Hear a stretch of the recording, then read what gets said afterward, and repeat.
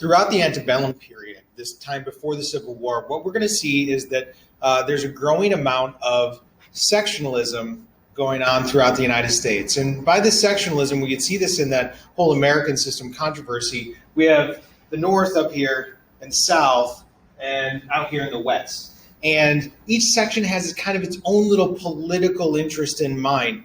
And this is especially true between the North and the South. As people are moving to the West, they tended to take their values with them.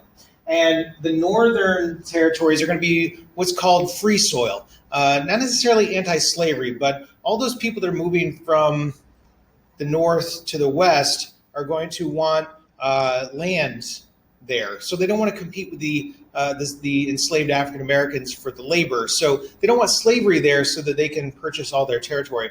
And in the South, moving from the East to the West, they want to expand slavery to make sure that they continue to grow cotton and make lots of profits.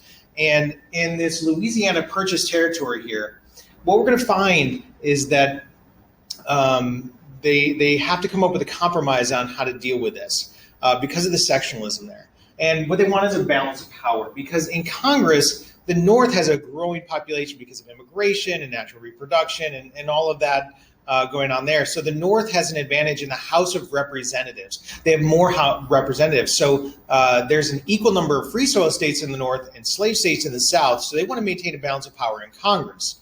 So that in the Senate, which has an equal number of representatives in each state, they can kill off any anti-slavery legislation that could come about.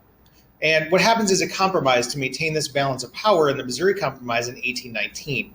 The first is that Missouri is going to come in as a slave state, and that's right here. The second is that Maine is going to come in as a free soil state, and Maine's up here. And the third, and what they thought was going to be sort of the big compromise, was that they would draw a line here, the 3630 latitude. And everything above this would be free soil in the Louisiana Purchase territory, and everything below would be slave territory.